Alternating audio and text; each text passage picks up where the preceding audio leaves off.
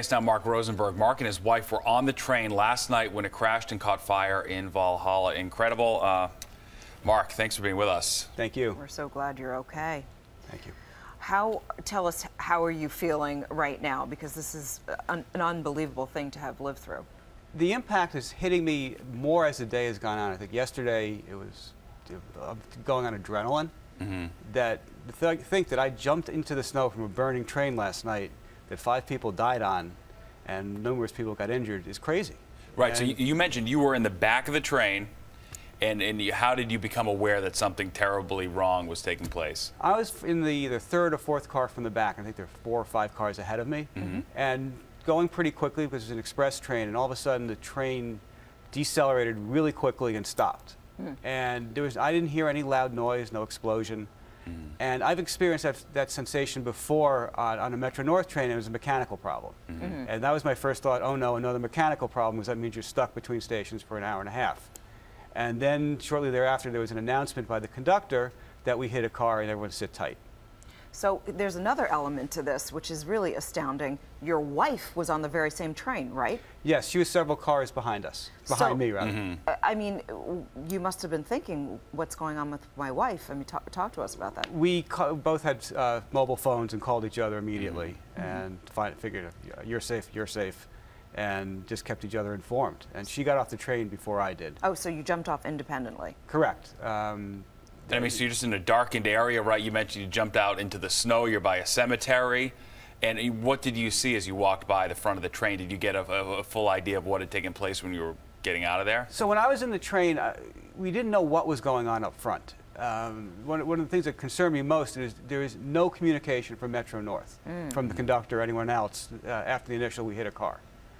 That for a while that we just stayed in place. Then people from the front started walking back to our car saying they smelled gasoline. Wow. And people then on my car opened the doors and opened some of the emergency windows. Okay. Even though we didn't smell gasoline yet. Okay. Then more people came back saying the train's on fire, which I didn't believe. Were you all panicking at that point? Or? No, everyone was remarkably calm. There was I don't think a single person. So it's amazing how compartmentalized the train is that, you know, a few cars back, you have no idea the horror that's going on No up there. idea, and you can't, from a train, you can't look forward. Right. And so we had no idea of the fire, didn't see the smoke, didn't smell anything. Then when we started to smell gasoline, people did open the doors and windows, and when people started walking back saying the train's on fire, people started to jump out of the doors. Okay, and so what was it like? You got off the train. Tell us what the scene was like there with hundreds of people who were trying to jump off the train and then in the dark figuring out where to go. Well, I hesitated at first to jump off the train because the third rail issue. Right. That I'm on a train, it's light, there's heat, it's cold out, it's dark, and there's a third rail. And then at some point there's a fireman who had walked up front and he had come back and said, everyone head towards the back, evacuate in the back of the train, which is what I started to do. Yeah. And I did that also because I didn't want to jump out. The further back in the train I went, the less snow there was to walk through. Oh, gotcha. But then, 2 minutes later, the conductor gets on. This is the first communication from the conductor or anyone from Metro North in about 20 minutes saying, stay on the train. Wow. And my thought was, the fire department says get off of a burning train. Well, I'm listening to the fire department. Right, and it was crowded too, right? The 545, it's a busy train. Correct. It's a very crowded train. And then so I started to head further back in the train so I could have less snow to walk through. And I walked past an open door and somebody I know from Chappaqua yelled at me, get off right now, there's a huge fire. Wow. And I just, the thought that went through my head was a fireball coming down the aisle of the train. And I got out and jumped out of the train and started walking 2 or 3 cars back to the end. And the end of the train was in the intersection where the car was struck. Right. Walked around the back of the train, crossed the Bronx River Parkway to Connick, and then there's a small commercial center across the street.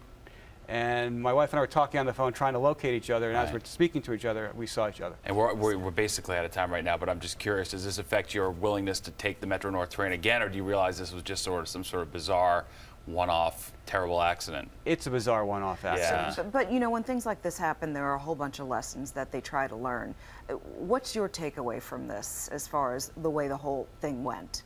The lack of communication by Metro North. You know, they are lucky that people didn't panic. What happened was the passengers took matters in their own hands.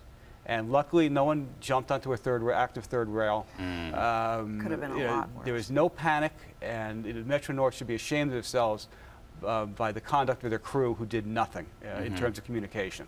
Now, in their defense, you think that was partly because the front, car had been completely decimated, and maybe they didn't even know what was going on, but there was no ability to communicate? But there was a conductor in the back, and for him to countermand the fire department was not good. Well, thank goodness the fire department knew exactly what to do in that situation, as they certainly should. And then once I got off, then I looked north to the head of the train and saw the fires. Oh my God. Right. What a sight. All right, Mark, we appreciate it. We're so happy that you and your wife are okay. Thank you very much. Thank you again, Mark Rosenberg.